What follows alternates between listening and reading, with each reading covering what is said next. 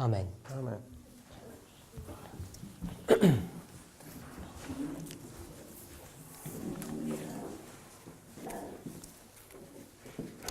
We're continuing our study on the binding of. We gaan verder met de studie van de samenbinding. And just to recap, Een korte samenvatting. the backdrop of these studies, De achtergrond van deze studie, or the premise of them, de premise. the idea that they're built upon, Het idee waarop ze zijn gebaseerd was the 1909 General Conference. is de 1908 Generale Conferentie. And that really, statements from that General Conference defined what the binding of was for us. En de uitspraken die daar zijn gedaan definieert wat de samenbinding voor ons is. So we spent some time dealing with that. Dus hebben we daar enige tijd aan besteed. And we're on page 5 of your notes. We zijn nu op pagina 5. Just making sure your pagination's the same as mine. Yeah, we should be on page 5. We're about halfway through page 5. Halverwege pagina 5. I just want to put some things in place now which aren't exactly related to what we're discussing. We kunnen een paar dingen verduidelijken die we nog niet besproken hebben. The first one is the word proxy. Eerst is het woord proxy. So in Dutch the word is, I don't know how to pronounce that. Yeah, I know it's that word as well. Praxe.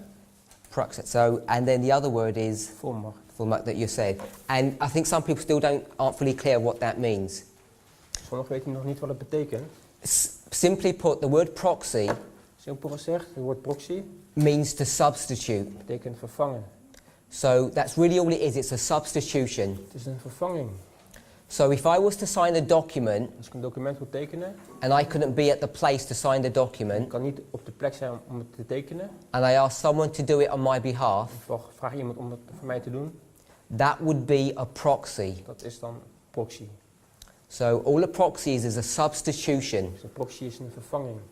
So you've heard us use this phrase, a proxy war, Ik ken de zin een proxyoorlog. and you're probably going to hear it a few more times during this week. We gaan het nog vaker horen. What we're trying to say is the following. Wat we willen zeggen is het volgende. You've got a warfare between the king of the north We hebben een oorlog tussen de koning van het noorden and the king of the en south. de koning van het zuiden. And this warfare is brought to view in Daniel 11, Deze oorlog wordt in beeld gebracht in Daniel 11. and that's straightforward enough. Dat is duidelijk genoeg. But the complication is, Maar de complexiteit is, not only is there this war between these two groups, these two echt protagonists, niet alleen deze oorlog tussen deze twee tegenstanders, but there's a third element er is ook een derde element. that's just under the surface Net onder het oppervlak, that you can't see very dat clearly. we niet duidelijk kunnen zien. I don't know if my mic's buzzing, but it sounds strange. Okay, that's better. So there's this war between these two people, Deze oorlog tussen deze twee mensen, and we're saying there's a proxy war that's going on. en het is een proxyoorlog die aan de gang is. So this proxy war, Deze proxyoorlog in history, in de geschiedenis does not exist. bestaat niet echt. This proxy war comes into its own when we deal with this history at a prophetic level. Deze proxyoorlog komt in zicht als we er op een profetische manier mee omgaan. And that's why it becomes a little bit more complicated to deal with. Daarom wordt het wat complexer om daarmee om te gaan. So the simplest example that I can give to you, Het meest simpele voorbeeld wat ik kan geven, which you're all familiar with, wat we allemaal kennen, is the war in is 1989. de oorlog in 1989. Now, if we were to do a study of 1989, Als we 1989 zouden bestuderen, and I'm not going to do that because Brother Turbo has already dealt with the last 6 verses of Daniel 11, dat ga ik nu niet doen, dat heeft Mark al gedaan. but if you were to go back into history Als we terug zouden gaan in de geschiedenis, and you were to go to Revelation 9, naar Openbaring 9. Revelation 9 is dealing with the work of Islam. Openbaring 9 handelt over de islam. And one of the things that you see in Revelation 9 Een van de dingen die we zien in Openbaring 9, is that Islam is being restrained or contained. dat islam bedwongen wordt. It's being isolated to the Arabian Peninsula. Het is geïsoleerd tot de Arabische Peninsula. And what you've got to remember, Wat we moeten onthouden, on a prophetic level, op een profetisch niveau, this is not in the mindset of those men thousands of years ago. Is not in It's not in their mind, Het is niet in hun gedachten. but we're thinking at a prophetic level. Maar we denken op een profetisch niveau. They have a mission to bring down the papacy, Ze hebben de missie om paus om te val te brengen. but they're not able to do that Maar zij zijn niet toe in staat. because there's a bottleneck. Want er is een knelpunt. So if we draw a bottle here, We tekenen een fles hier. and you think En we denken that this is the Arabian Peninsula, dat dit het Arabische peninsula is. and the Arabian people are contained in this vessel, Arabische mensen in die fles gevangen zitten. they can't escape Ze kunnen niet ontsnappen. because they're plugged in, Want ze zijn, because they're held in by this plug. ze worden tegengehouden door de kurk. So as soon as you take the lid off, Zodra we de kurk eruit halen, then you can see kunnen we zien that they can escape out. dat ze kunnen ontsnappen. And that's the history Dat is de geschiedenis from 606 AD van 606 na Christus to around 629 AD. tot 629 na Christus. So this cork Deze kurk or bottleneck, of knelpunt, if we were to do that geographically, als we dat geografisch doen, it would essentially be the land of Turkey. is het land van Turkije. So the land of Turkey was the cork or the lid Dus Turkije was het deksel of de kurk that was preventing the Arabians from escaping wat voorkwam dat de Arabieren zouden ontsnappen into Europe. naar Europa. So when we think about the dynamics of this history, Dus als we denken aan deze dynamiek, you have two superpowers warring one with another. hebben we twee supermachten die oorlog met elkaar voeren. You have Rome We hebben Rome against Persia. tegen Perzië. Now that Rome Dat Rome is Constantinople, is Constantinopel, or what you might know as the Byzantine Empire. of ook wel het Byzantijnse Rijk genoemd. And they're struggling with the Persian Empire Zij vechten met het Perzische Rijk to see who's going to be supreme in that part of the world. om te kijken wie hier zou overheersen. Those two protagonists, those two Deze superpowers, twee supermachten are the cork here. zijn de kurk. Now once that cork is dealt with, Als die kurk daarmee is gehandeld, is taken out of the way, uit de weg wordt genomen, it allows Islam to escape. kan de islam ontsnappen. So there's a strategic battle that goes on Er is een strategische strijd gaande in that history in de historie between Constantinople and the Persian Empire. tussen Constantinopel en het Perzische Rijk. And when the Persians lose that battle, En als Perzië deze slag verliest, which was a long, drawn-out war, wat een lange uitgestrekte oorlog was, it allows the Arabians to come out of their bottle staat het Arabieren toe om uit de fles te komen and begin to make war against Europe. en oorlog te voeren tegen Europa. And then we get the collapse of the city of Constantinople. Dan krijgen we de val van Constantinopel. Now that history, Die historie, which was not a proxy war, wat geen proxyoorlog was, it was literal history that occurred, letterlijke historie was het, that allowed Islam to come onto the stage of Earth's history, prophetically speaking, dat de islam toeliet op het toneel van de wereldhistorie te verschijnen, profetisch gezien, is the type is het type, or the launching pad het lanceerplatform, for an understanding of prophecy at the end of the world. voor een begrip van de profetie aan het einde van de wereld. Jump all the way to 1989, Springen we helemaal naar 1989 and all the dynamics of this history here en deze hele dynamiek van deze periode hier are going to be repeated, wordt opnieuw herhaald. but they're not exactly the same. Maar niet op dezelfde manier. Because now Want nu we're going to introduce this concept of a proxy war.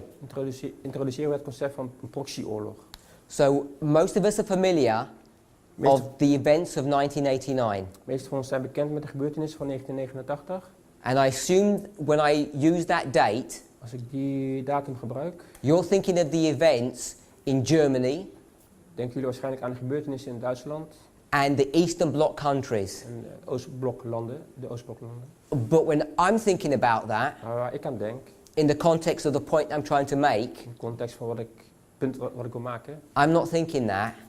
dat denk ik niet. I'm thinking of a struggle Ik denk van een strijd thousands of miles away die plaatsvond 1000 In de- mijl duizenden mijl verderop, 1000 kilometer verderop, in the country of Afghanistan. in het land van Afghanistan. Now you know Jullie weten, that the war that's going on in Europe de oorlog die gaande is in Europa, in 1989, in 1989, which we understand is the Cold War wat de Koude Oorlog is, between the United States tussen de Verenigde Staten and Russia, en Rusland. because we don't want to call it the Soviet Union We anymore, willen het niet meer de Sovjet-Unie noemen, comes to its head in 1989. tegen elkaar komen in 1989. Now those two superpowers, Die twee supermachten, the United States and Russia, Verenigde Staten en Rusland, are also having a battle hebben een strijd on a different front op een ander front in Afghanistan. in Afghanistan. And some of us may be not as familiar with that story Sommigen van ons zijn niet zo bekend met dit verhaal as we need to be, als zou moeten. because that history of 1989 Die geschiedenis van 1989 is soon to be repeated. wordt binnenkort herhaald. So, what's happening in Afghanistan? Dus wat gebeurt er in Afghanistan? There are 4 powers that are involved in that struggle. Er zijn 4 machten die in deze strijd betrokken zijn. There's the King of the South, De koning van het zuiden, Russia. Rusland. There's the army We hebben het leger of the King of the North, van de koning van het noorden, the United de States. Verenigde Staten. And they're at war with one another. Ze hebben oorlog met elkaar. But if you go into the history, Als we in de geschiedenis kijken, you don't see zien we, the Americans fighting with the Russians. zien we niet de Amerikanen vechten met de Russen. So they're going to have a fight Dus ze hebben een gevecht with substitute warriors. met vervangende strijders. And the 2 substitutes that they're going to use En de 2 vervangingen zijn is the government de regering of Afghanistan van Afghanistan and what we'll call freedom fighters. en zogenoemde vrijheidsvechters, Who we call the Taliban. die wij de Taliban noemen. So this is the government of Afghanistan. Is het de regering van Afghanistan. And the struggle that these 2 protagonists are having, En de strijd die deze 2 tegenstanders met elkaar hebben, not at the literal level, niet letterlijk, but at the prophetic level, maar profetisch gezien, is a substitute war is een vervangingsoorlog for these 2 powers. door die 2 machten.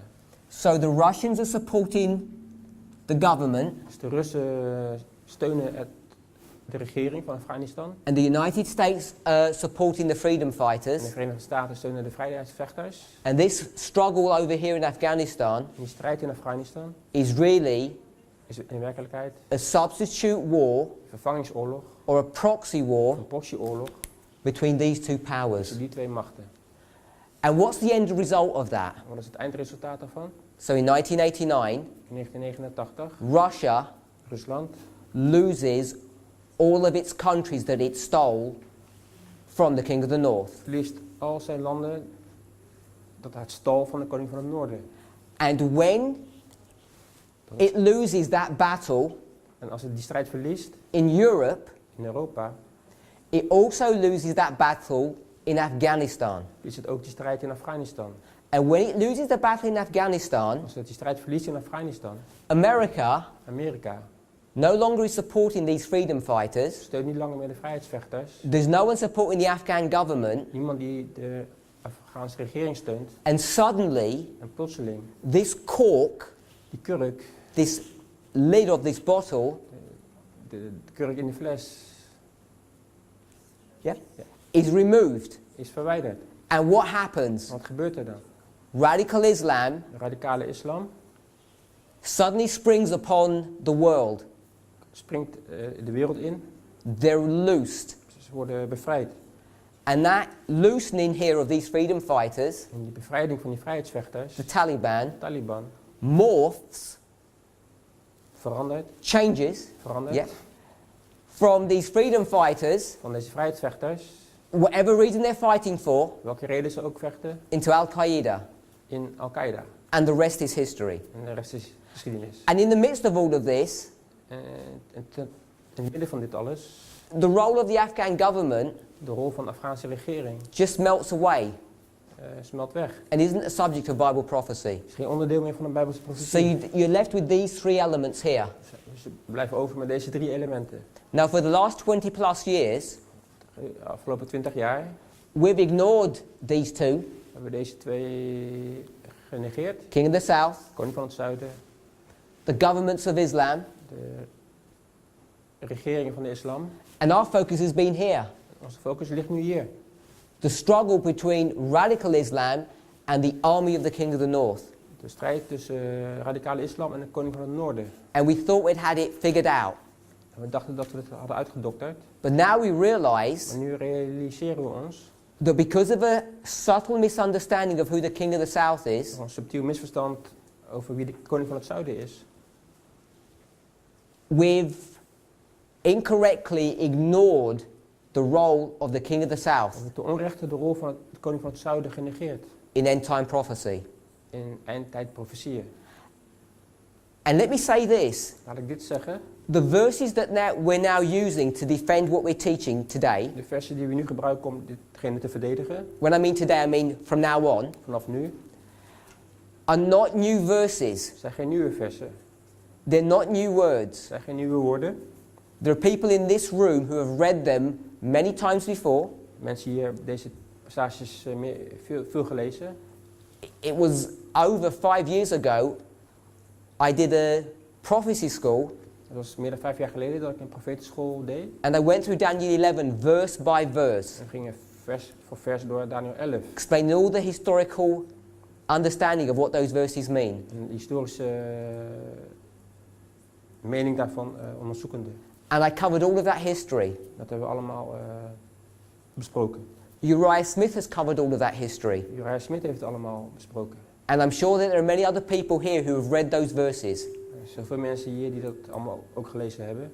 And why couldn't we see it before? Waarom zagen we het niet eerder?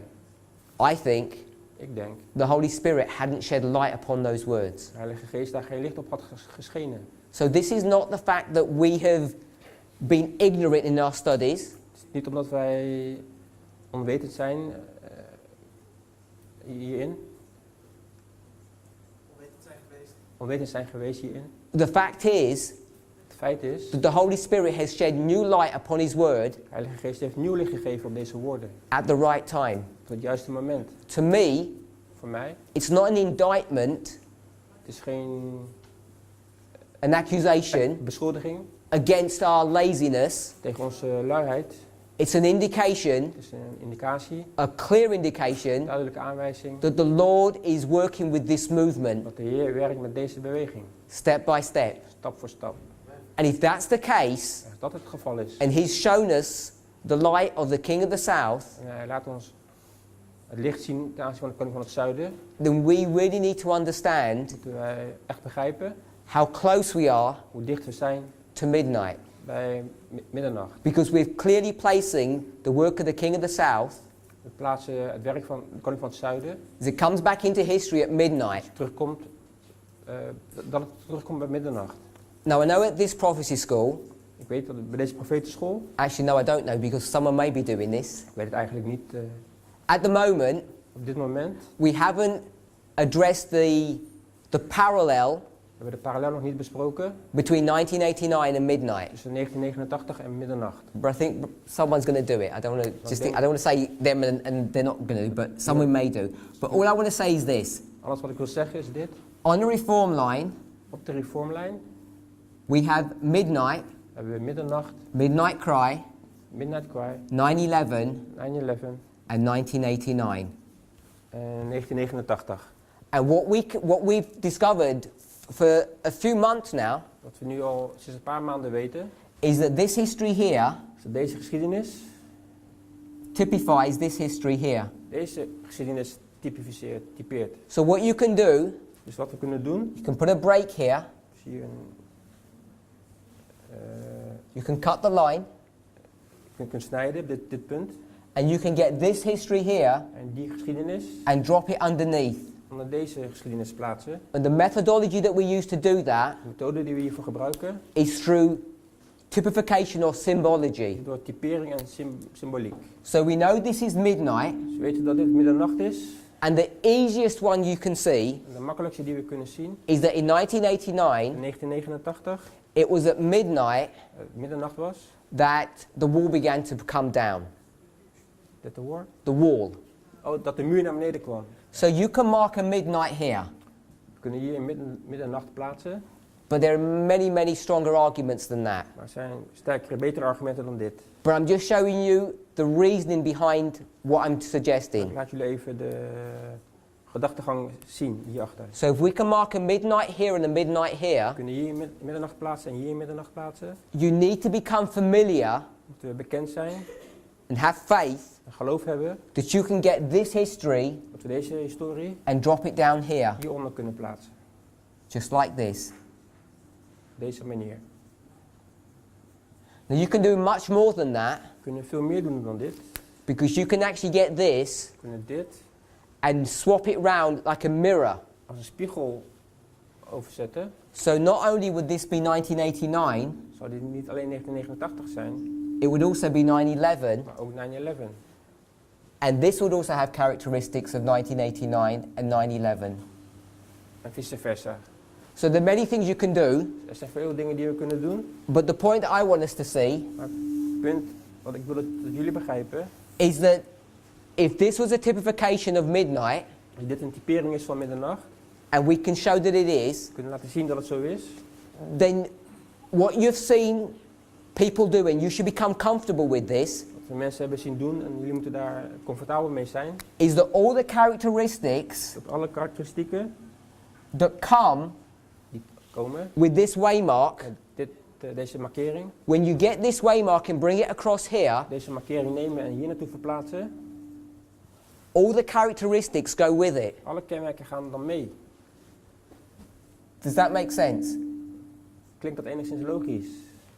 These three characteristics, which are part of that history, Deze 3 kenmerken get moved over. zullen verplaatst worden. And what happened in 1989? Wat gebeurde er in 1989? Struggle between the king of the north and the king of the south, Strijd tussen de koning van het noorden en de koning van het zuiden. and it's a proxy war. En het is een proxyoorlog. Now, if you go into the verses, Als we in de passages kijken, which is a third history, wat een derde historie is, so that I don't lose you, dat jullie niet verlies. we had Rome We hadden Rome and Persia, en Perzië. and we had that bottle. We hadden de fles. Remember that? Weten we dat nog? And now we're talking about 1989, Nu hebben we het over 1989. and we said that this was a typification of We this. zeggen dat dit een typering is van dat. But here we have a proxy war. En hier hebben we een proxyoorlog. So we've added that subtle difference in. Dus we hebben dit subtiel verschil gebracht. There's another war that we need to consider here. Er is nog een oorlog hier om over na te denken. So we're going to take this war, We hebben deze oorlog, this war, and bring them into our history, brengen we in onze historie, onze line upon line. lijn, regel op regel, lijn op lijn. Because in this history here, Want deze historie this is Daniel 11, is Daniel 11. and I'll just put verse 12 here, Ik zet vers 12 neer. but there are a number of verses. Er zijn een aantal versen. This is the war Dit is de oorlog between the king of the south and the king of the north. tussen de koning van het zuiden en de koning van het noorden. So it has all the symbology that we need. Dat is alle symboliek die we nodig hebben. It's not a proxy war, Geen proxyoorlog. but the struggle that's going on in this history here, De strijd die hier gaande is between the king of the north and the king of the south, tussen de koning van het noorden en de koning van het zuiden, is now going to move into our history. verplaatst zich nu naar onze tijd. So what we're doing is we're taking multiple battles Dus we pakken meerdere oorlogen and we're bringing them into our history. en brengen ze in onze tijd. And what we have not noticed is the following. Wat we nog niet hadden opgemerkt is het volgende. There's not a singular battle in verse 12. Er is geen enkelvoudige oorlog in vers 12. This battle Deze oorlog goes from around verse 6 to verse 16. gaat vanaf vers 6 naar vers 16. And there are multiple battles going Er on. zijn meerdere oorlogen aan de hand. And the collection of all these battles, En de samenraping van deze oorlogen, if we put a name to them, zullen we een naam aan kunnen geven, it's called the Syrian Wars. is het de Syrische oorlog. The reason for that De reden hiervoor, is because the person who owns Syria de persoon, degene die Syrië, die eigenaar is van Syrië, is the king of the north. is de koning van het noorden. So it's the king of the north fighting against the king of the south. Koning van het noorden die vecht tegen de koning van het zuiden. The Syrians fighting against the De Egyptians. Syriërs tegen de Egyptenaren. Hopefully that all makes sense. Klinkt dat enigszins logisch? And all this is Greece. En dit alles zijn de Grieken. Can I write bigger? I'll try to. So we've got a struggle between Rome and Persia. We hebben een strijd tussen Rome en Perzië. We've got another struggle between an internal civil war in Greece, We hebben een interne burgeroorlog in Griekenland. which is the king of the north and the king of the south. Wat de koning van het noorden tegen de koning van het zuiden is. And the title of all these battles En de titel van al deze oorlogen are called the Syrian wordt de Wars. Syrische oorlog genoemd. And we're going to bring these histories En we brengen deze geschiedenissen into our own history. in onze eigen geschiedenis. So in 1989, 1989, I'll put the battles here. This is the Battle of Nineveh. het is de strijd van Slag om Nineve.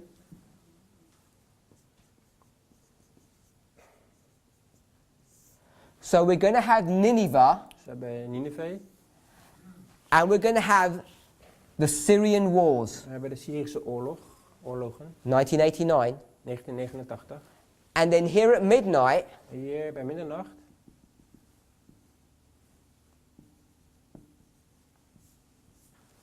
we're going to have the same characteristics. hebben we dezelfde kenmerken. We're going to have a type of the Nineveh war here, We hebben een soort, we the Battle of Nineveh, hebben een soort Slag om Nineve.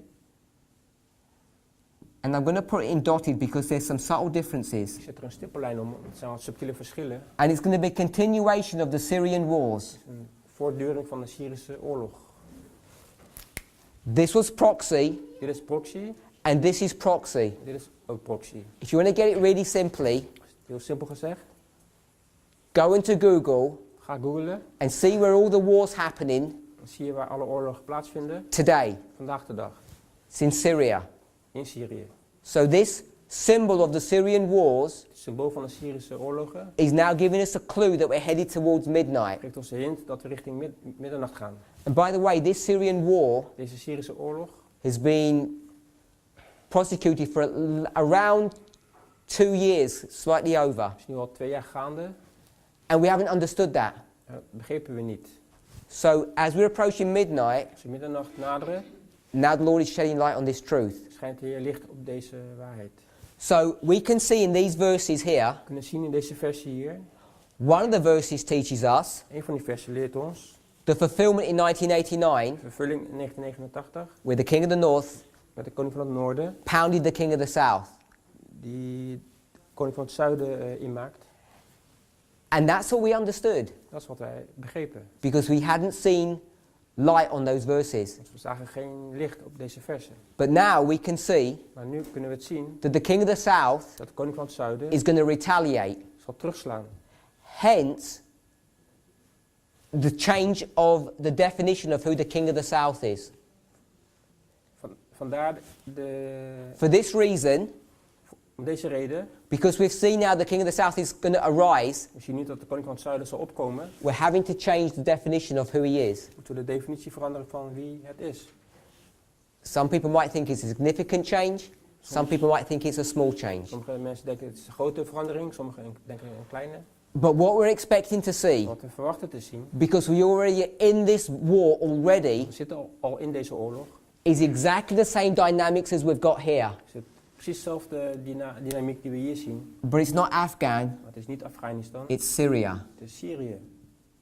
And this time, Maar deze keer, it's not the United niet de States, Verenigde Staten, the king of the north that is going to win, die zal winnen.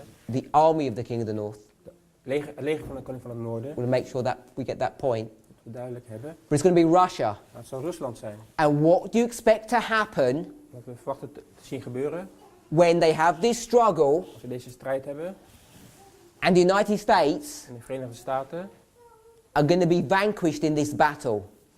zullen verslagen worden in deze strijd. When you come back to this history, what are we expecting to see? Als we teruggaan naar deze historie, wat zullen we zien? The Islam Dat de islam is going to have to be loosed. losgelaten zal worden. So you can see why this proxy war is important for us to We understand. kunnen zien waarom deze proxyoorlog belangrijk is om te begrijpen. Because we're taking multiple histories We nemen meerdere histories, and laying them one over another leggen ze op elkaar and developing a sophisticated story. en ontwikkelen een geavanceerd verhaal, model. For many of us, Voor velen van ons this is all common knowledge, is het algemene kennis.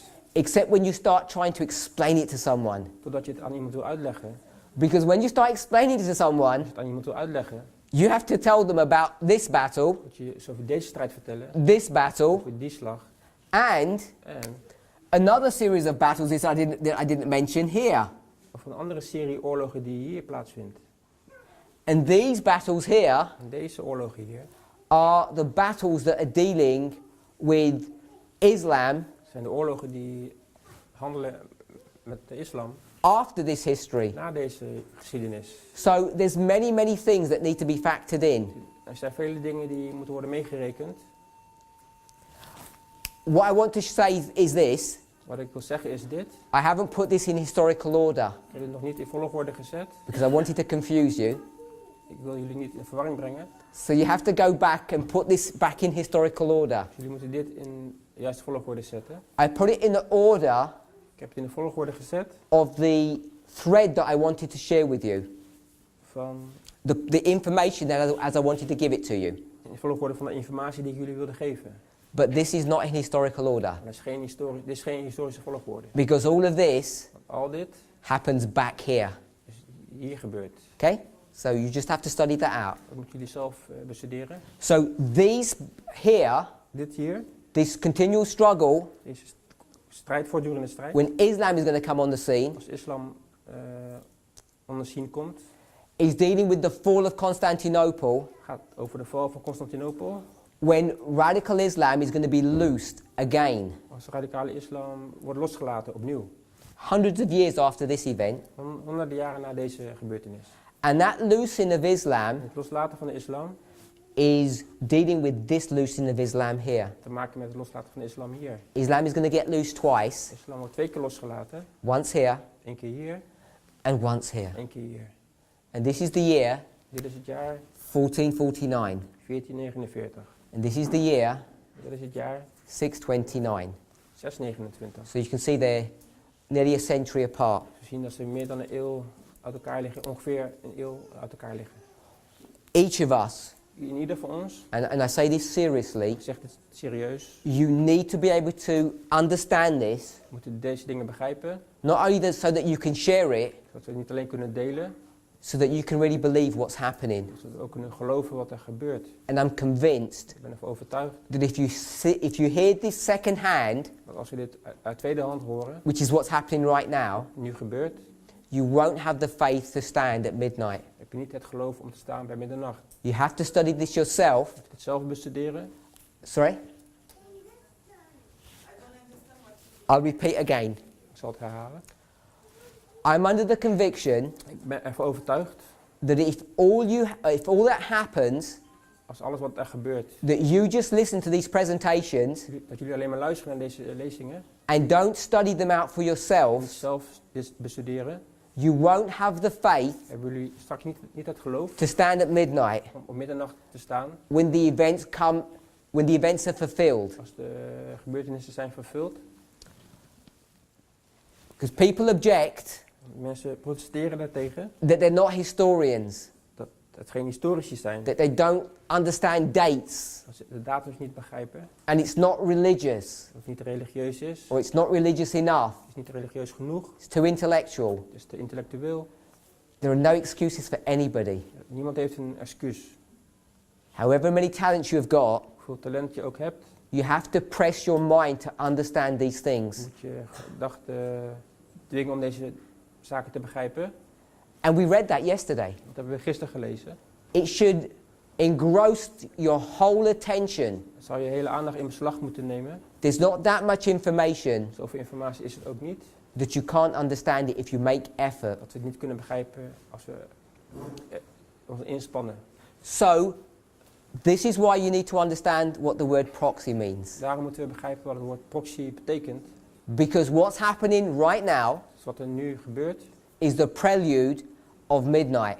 is de prelude, It's the beginning. is het begin van de middernacht. You know, what we have to remember, Wat we moeten onthouden, assuming that you already knew, uitgaande dat je het al wist, when we do these waymarks, als we deze markeringen behandelen, you know, it's hard lines het is as a singular point, dus als we een enkelvoudig punt opgeschreven, we forget there's a build-up of history. vergeten we dat er een opbouw aan vooraf ging. So even though we mark midnight here, Ook al zetten we hier middernacht neer, and I'm saying there's this war that's going to happen, ik zeg dat deze oorlog gaat gebeuren, they're going to lose and they're going to win, zij gaan verliezen, zij gaan winnen. and I have no light at the moment what it means that they're going to win or lose, what it looks like. Ik heb geleerd op wie er gaat winnen of gaat verliezen. What I do know Wat ik wel weet, is that it's already started. dat het al begonnen is. All the events that are leading to midnight are already here. Alle gebeurtenissen die naar de middernacht leiden, zijn al aanwezig. They've been here for 2 years, Al 2 jaar. a long while. Een hele lange tijd. And there's 2 battlefronts going on Er zijn 2 fronten aan de gang. because what's happening in Europe, Dat is wat er gebeurt in Europa. you know that Russia We weten dat Rusland is getting increasingly antagonistic, in toenemende mate is getting into more problems in de problemen komt with its neighbours met zijn buren. as they're looking to the West for support and help. Als zij naar het westen kijken voor hulp en ondersteuning. Everything is shaping up Alles vormt zich for 1989 voor 1989 happening again. om opnieuw te gebeuren. 2 battlefronts. 2 fronten. As God's people, Als Gods volk, when you look back to 1989, terugkijken naar where's 1989. your focus always? Waar is onze focus? Waar ligt onze In focus? Europe, isn't it? It's always in Europe. In Europa. And we don't think much about Afghan We denken niet zo vaak aan Afghanistan. and the impact that had. En de impact die het heeft gehad. And today, En vandaag de dag, where's your focus waar ligt onze focus? as God's people are on this message? Als Gods mensen in deze boodschap. In the Middle East. In het Midden-Oosten. And we're forgetting Maar we vergeten that there's something going to happen dat er iets gaat gebeuren in Europe. in Europa. And how do we know? Hoe weten we dat? Because 1989 Want 1989 is going to happen again. gaat opnieuw gebeuren. And one of those elements Een van die kenmerken was not only Afghan, was niet alleen Afghanistan, but the work in Europe. maar The struggle, het werk in Europa. the battlefront. De strijd, het front. There were 2 battlefronts, Afghan, Europe. Er waren 2 fronten, And Afghanistan en Europa. we're focused on Europe in this history. We zijn gefocust op Europa in deze historie. In this history, our focus seems to be not in Afghan, obviously, but with Islam. En hier zijn we gefocust op Afghanistan en islam. And if you take all the characteristics across, Als we alle kenmerken meenemen, you have to be expecting a battlefront to be occurring in Europe. moeten we een front verwachten in Europa. And you will live in Europe. En we leven allemaal in Europa. That's my long definition of proxy wars. Dat is mijn lange definitie van een proxyoorlog. I hope it's clearer now with perhaps some additional Ik information. hoop dat het nu enigszins duidelijker is met deze informatie.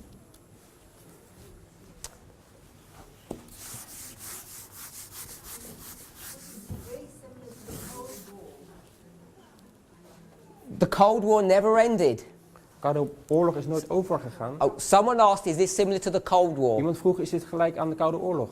All the characteristics Alle kenmerken that bring you to 1989 die ze brengen naar 1989 are going to be right here. zullen hier zijn. I know people know this here. Ik weet dat mensen dit kennen. How long was the Afghan war? Hoe lang was de Afghaanse oorlog? 10 years. 10 jaar. 1979 to 1989. 1979 tot 1989. And it was only yesterday, Was gisteren, in Elder Jeff's presentation, de presentatie van Jeff, that he laid out dat hij uitlegde how long is it from 9/11 to midnight? hoe lang het is van 9/11 tot middernacht. 10. 10. So you see all the characteristics Dus we zien alle karakteristieken coming over. Terugkomen. We need to revisit this history. Deze historie opnieuw bekijken. We need to revisit what was happening in Europe. Opnieuw bekijken wat er in Europa gebeurde. We need to revisit what was happening in Kijken wat er in Afghanistan. Afghanistan gebeurde. Draw out parallels Parallel trekken. and see what's going to lead us up to midnight. En kijken hoe middernacht zal... To see what events te kijken welke gebeurtenissen will bring us to midnight. ons tot middernacht brengt. Because we only have a hard line, a waymark. We hebben alleen een markering. But there are events Maar er zijn gebeurtenissen that we need to understand die we moeten begrijpen. that lead you up to that. Die eraan vooraf gaan.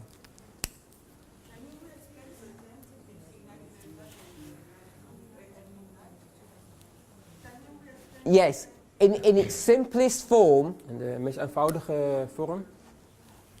the number, any number, Elk nummer.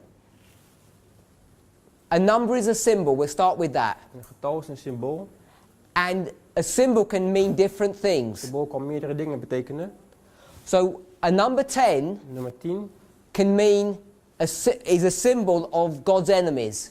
is een symbool voor Gods vijanden. So I think that's relatively straightforward. Dat is redelijk recht toe recht aan. You have the 10 kings of Revelation We hebben 17. de 10 koningen van Openbaring 17. You have the 10 brothers of Joseph. De 10 broers van Jozef. You have the 10 northern tribes of Israel. De 10 noordelijke stammen van Israël. All enemies of God's people. Ze zijn allemaal vijanden van Gods volk. But 10 Maar nummer 10 is also a symbol of testing. is ook een symbool voor test. So when I put the number 10 here, Als ik hier 10 neerzet, it's a symbol of is test. een symbool voor een test. And I can't remember the verse, someone could probably pull up, I'll find it. It's in Exodus. In Exodus.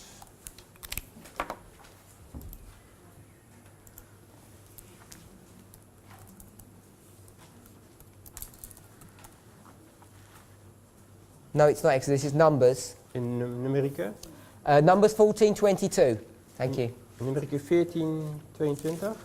This is talking about the people Gaat het over mensen during the wilderness wandering, gedurende de wildernistocht.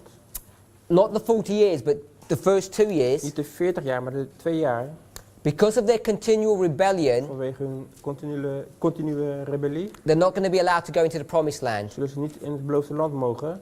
And Numbers 14:22 says, because all those men which have seen my glory and my miracles which I did in Egypt and in the wilderness, and have tempted me these 10 times, and have not hearkened to my voice. Want al de mannen die gezien hebben mijn heerlijkheid en mijn tekenen, die ik in Egypte en in de woestijn gedaan heb, en mij nu 10 maal verzocht hebben, en mijn stem niet zijn gehoorzaam geweest.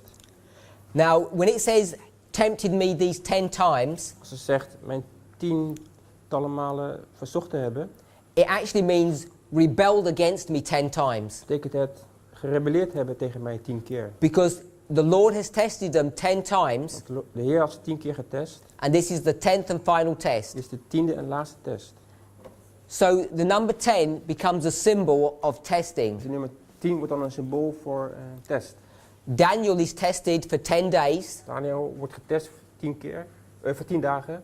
and we know that story fairly well. We kennen dat verhaal goed. And in Job 19:3, En in Job, chapter 19, verse 3, hoofdstuk 19, paragraaf 3, Job is reproved, wordt Job terecht gewezen, rebuked vermaand 10 times. 10 keer. So this 10 Dus deze nummer 10 is a symbol of testing. is een symbool voor een test. And I think I've already explained Ik heb al uitgelegd, that at one level, op één niveau, probationary time begins de proeftijd begint from 1989 van 1989 to the binding off, or the third step. tot de samenbinding of de derde stap. So this is probationary time. Dit is de proeftijd. But I'm not repeating presentations that have already been done, Ik herhaal geen presentatie die nog niet is gedaan. which have explained the relationship between 1989 and 9/11. Wat de relatie uitlegt tussen 1989 en 9/11. Because although probationary time technically begins in 1989, Hoewel de proeftijd technisch begint in 1989, you're not how can I explain this? God doesn't take account God neemt niet, of your activities houdt geen rekening met de activiteiten during this time period. gedurende deze tijdsperiode. And so he really considers Hij beschouwt the probationary time beginning in 9/11 here. de proeftijd in begin 9/11. So we can use the argument that it begins in 1989, We kunnen het argument zeggen dat het in 1989 begint. but technically it would be 9/11 Technisch begint het in 9/11. because that's when the sealing is being Want marked. dan begint de verzegeling. And there are a number of arguments to show why it wouldn't be 1989 and 9/11, Er zijn een aantal argumenten waarom het niet 1989 is, maar 9/11. but I think they've already been addressed. So Maar die zijn al onder de aandacht gebracht. that's what the number 10 is. It's a symbol of probation. And you remember, I think my first presentation, Mijn eerste presentatie, I wanted us to, if we think in the wrong way, als we in de verkeerde manier denken, to rethink our concept of probationary time is. opnieuw bedenken wat proeftijd betekent. It's not a time Het is geen tijd where you can begin to get ready. waar we beginnen om klaar te staan. We have to stop thinking about it in that way. Dus stoppen om op die manier te denken. If I just put PT, PT neerzet, I'll put probationary time, een proeftijd, equals testing time. is gelijk aan een testtijd. It's not time to get ready. Het is nog geen tijd, het is geen tijd om klaar te zijn. The test already began at 9/11. De test is al begonnen op 9/11. It doesn't begin sometime in the future that you need to prepare for it. Het begint niet nog ergens in de toekomst dat we ons daarop moeten voorbereiden. By the way, Trouwens, if probationary time is testing time, als proeftijd gelijk is aan testtijd, and it's the number 10, en het is het nummer 10, what should you expect to see here? wat verwachten we hier te zien? The symbol Het symbool of 10. 10. It's not a surprise Het is geen verrassing. that at the end of Daniel's 3 years, Aan het einde van Daniels 3 jaar, 3 steps, 3 stappen, he's what? 10 times better. zij 10 keer So beter. you see this symbol of 10 here. We zien het symbool 10 hier terugkomen. Because you're going to be tested in this time We period. worden in deze periode getest. Because the first and second angel's messages, Want de eerste en tweede engelenboodschap, which are here, die hier zijn, bring you all the way to midnight, brengen ons helemaal naar middernacht. come to the third, Komen we bij de derde. and the third is just a repeat of the first and De second. derde is de herhaling van de eerste en de tweede. Hopefully that makes sense about probationary time. Hopelijk klinkt dat logisch. One more digression from what we're studying, Nog één afwijking van gisteren. and so I'll rub this off because I want to just make a different point. Ik leg dit even weg. It's to do with our concept Het heeft te maken met ons concept. of what we think the judgment is. Wat we denken dat het oordeel is. Now you may have noticed if you try to give this message to someone in the church, Als we dit aan iemand in de kerk willen vertellen, that they don't seem to get it, they don't seem to understand. zien we dat zij het niet begrijpen. And I think Ik denk it's because we're using the same words, dat het is omdat wij dezelfde woorden gebruiken, the same verses, dezelfde versen, the same spirit of prophecy quotes dezelfde spirit of prophecy quotes that the church is using, die de kerk gebruikt. but we're talking about something totally different. Wij praten over iets heel anders. And I'm not saying this for everybody, Het is niet voor iedereen weggelegd. because I don't know how you perceive it, Ik weet niet hoe jullie het zien. and I'm sure many of you perceive it correctly, Velen zullen het wel correct zien. but I'm certain that many of the people in the church don't, Maar ik weet zeker dat veel mensen in de kerk dat niet zo zien. and maybe some of us don't. En misschien veel van ons ook niet. And if you don't understand the fundamental difference in what we're saying and what the church Als believes, we niet het fundamenteel verschil zien tussen hoe wij het zien en hoe de kerk er tegenaan kijkt, I think you don't understand why they don't accept the message. denk ik dat wij niet begrijpen waarom zij deze boodschap niet accepteren. Now, I'm not talking about rebellion and all those kinds of things. This is a technical argument, Het is een technisch argument, het gaat niet over rebellie, an intellectual argument. intellectueel argument. So when we think about, it's all about probationary time. Het gaat over de proeftijd. When we think about probationary time, Als we over de proeftijd denken, I think many Adventists denk ik dat veel Adventisten think that probationary time is time that you can get ready. dat tijd is waarin we ons kunnen voorbereiden. So here's a line, Hier is een lijn, and here is the test. hier is de test. And we want to call this judgment. Wij willen dit een oordeel noemen. So we're using terminology that we're familiar with and the church is familiar with. We gebruiken terminologie die bekend is voor ons en voor de kerk. And here we are, Hier staan wij, and we're looking into the future. kijken naar de toekomst. And what can we see? Wat zien wij? The test, De test, judgment. het oordeel. So let's call this Sunday law. Laten we dit zondagswet noemen. What does the church believe? Wat gelooft de kerk? A typical Adventist. Typische Adventist, Their mindset, hun gedachtegang, based upon their concept of probationary time, gebaseerd op hun idee van proeftijd, is that if you give the warning, is als je de waarschuwing krijgt, however they're going to get the warning, hoe ze het dan ook krijgen, the Pope issues an encyclical, a document. de paus He writes a paper schrijft een document, and he says, oh, I'm doing all these activities. ik doe allemaal activiteiten, And we get excited en we worden enthousiast. and we say, look, We zeggen, kijk, there's a warning. er is een waarschuwing, What should we do? wat moeten we doen? We need to start We moeten stoppen, to get ready we moeten beginnen om ons voor te bereiden for the Sunday law. voor de zondagswet. So everything that we see going on around us Alles wat we om ons heen zien gebeuren, is all about probationary time or time to get ready. is over de proeftijd, hoe we ons moeten voorbereiden. But we on the message, Maar wij in de boodschap, we shouldn't be looking at things that way. we moeten niet op die manier daarnaar kijken. The way the church looks at it, Hoe de kerk ernaar kijkt, they say this is probationary time zeggen dit is de proeftijd in order to get ready om klaar te zijn for the test voor de test in the future. in de toekomst. Because everybody's been at school, you know how it works. Iedereen die naar school is geweest weet hoe het werkt. Revise for the test, Voorbereiden voor de test. test is coming. De test komt eraan. So they think of this test Ze denken over deze test as being the start. als een start.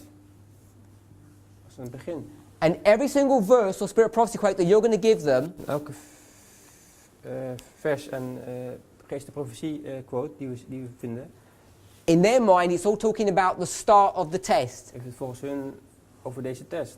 that you need to prepare for. Waar we ons op moeten voorbereiden. And worse than that, En erger nog, many of the times, the way the spirit of prophecy quotes are written, de manier waarop de geest de profetie quotes zijn geschreven, agree with that. komen we daarmee overeen. And here you come, En hier kom jij and you're going to get this model and you're going to rip it up. en You're going to tear it up. krijg je dit model en je haalt het allemaal overhoop. And we're going to say something totally different. Wij gaan iets heel anders zeggen. Let's go back into Millerite history. Als we teruggaan in de Millerite-historie, This is Millerite history. is Millerite-historie. What year is this? Welk jaar is dit? 1844. 1844. What year is this? Welk jaar is dit? 1798. 1798. I know William Miller wasn't doing anything, Ik weet dat William Miller niks deed. but here's William Miller, Maar hier is Miller. and he's saying, Hij zegt, get ready, wees voorbereid, because the test is coming. want de test komt eraan. What is the judgment that's about to come? Wat is het oordeel dat gaat komen? The sanctuary is about to be cleansed. Het heiligdom zal gereinigd worden. The earth is going to be wiped clean. De aarde zal schoongeveegd worden. Yes? Ja. Has he got any concept Heeft hij enig idee that he's being judged dat hij geoordeeld wordt for these 46 years? gedurende deze 46 jaar? No, he doesn't. Nee. His focus Hij is gefocust as an Adventist, als een Adventist. let's call him an Laten Adventist, we hem Adventist noemen. his focus is at the end. Hij is gefocust op het einde. And he's saying, get ready, get ready, get ready, En hij zegt, bereid je voor, bereid je voor, bereid je voor. because the test is going to be here, or judgment. Het test is daar.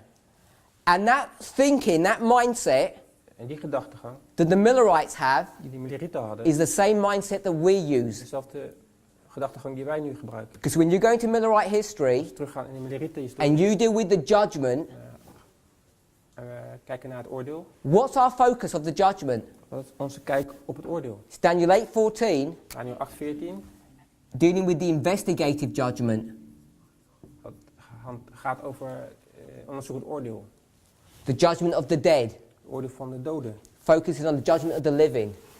Wat overgaat naar het oordeel van de levenden. Our church's focus Onze kerk is gefocust on the judgment of the dead op het oordeel van de doden. actually will lead you to death. Zal je naar de dood leiden. You see, this is dead people talking about a judgment for other dead people. Dit zijn dode mensen die praten over het oordeel van de dode mensen.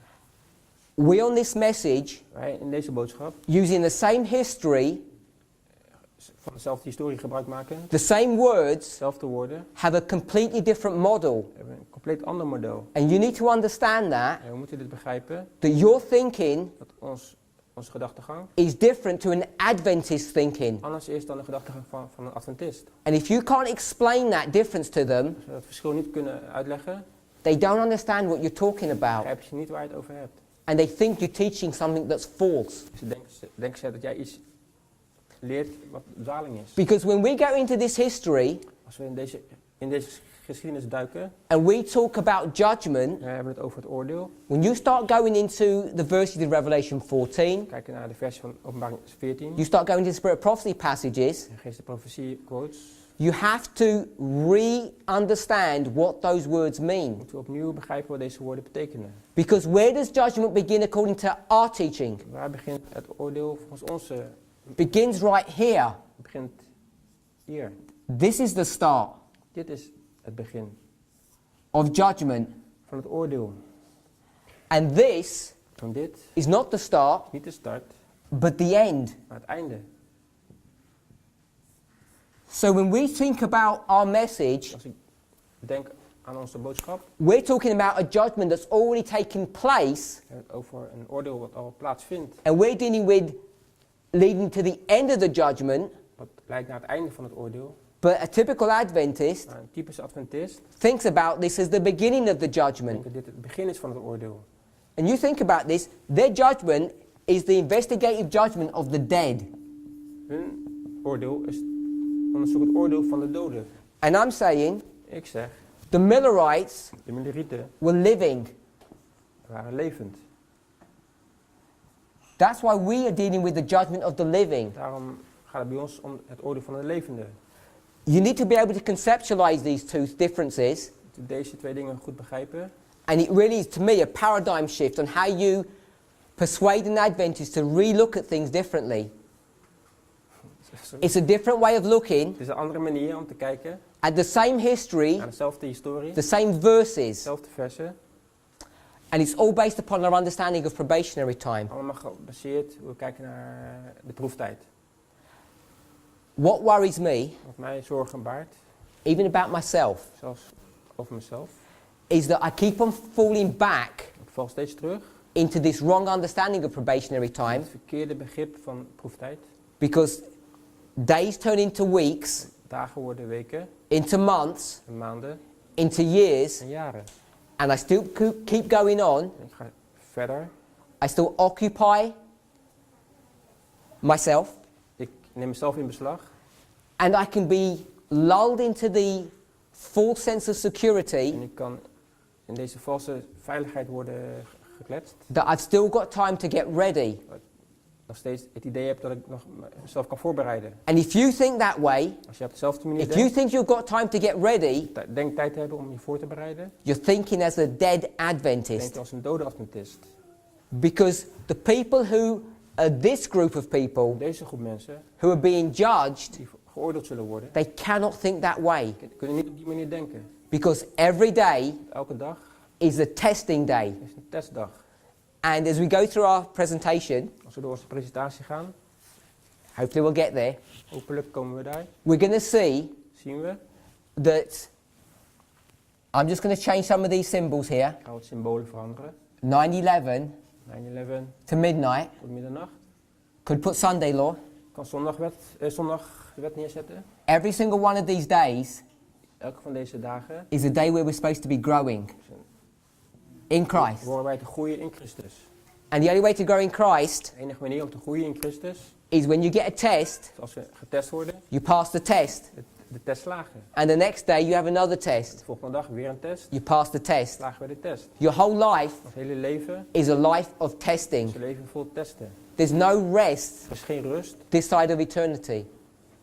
aan deze kant van de eeuwigheid. So probationary time Dus de proeftijd, is just thousands of tests. duizenden van testen. Some internal, Sommige intern, some external, sommige uitwendig, some doctrinal, sommige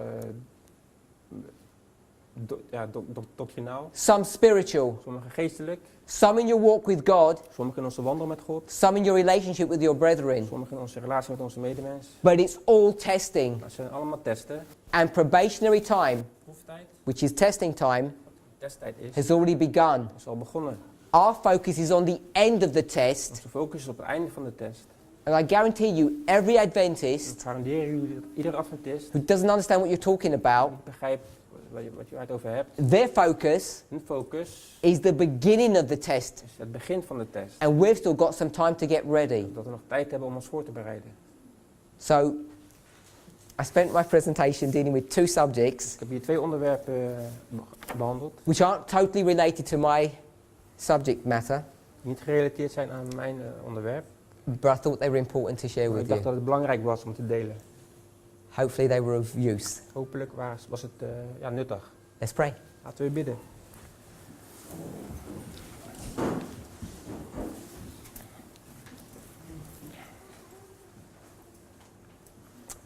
Heavenly Father, Hemelse Vader, help us to not be distracted help ons niet afgeleid te worden by all the cares and perplexities of life. door alle zorgen van het leven. And Father, help each of us, Helpt u in ieder van ons. because if we look at ourselves, we know that we're guilty. Als we naar onszelf kijken, weten dat we schuldig zijn. I was going to say of wasting probationary time, Ik wilde iets zeggen over verkwisten van de proeftijd. but we can't waste probationary time. We kunnen de proeftijd niet verkwisten. All we can do is fail the tests. Alles wat we kunnen doen is de test falen. Help us to see things this way. Help ons deze dingen op deze manier te zien. When we occupy our minds, Als wij onze gedachten in beslag laten nemen, our hearts, onze harten, in the things of this world, met de dingen van deze wereld, we're not wasting time. we geen tijd verkwisten. No, Lord. Nee, Heer. We're failing the test. We falen de test. The test that you have given us right now De test die u ons nu geeft, to understand the events that are going on. om de gebeurtenissen te begrijpen die nu plaatsvinden. Every time we get distracted, Iedere dag worden we afgeleid, we fail the test. falen we de test. Help us to see clearly, Father. Help ons duidelijk te zien, Vader. A life of failure Een leven vol mislukkingen ends in failure. eindigt in mislukking. May we reevaluate our lives Mogen wij ons leven opnieuw evalueren. as we consider our walk with you. Als wij onze wandel met u beschouwen. And we see the proxy war En we zien de proxyoorlog that's already begun die al begonnen is. and in full swing, In volle vaart is. which is soon to come to a conclusion, Wat spoedig tot een conclusie zal komen. is our prayer in the name of Dat Jesus. is ons gebed in de naam van Jezus. Amen. Amen.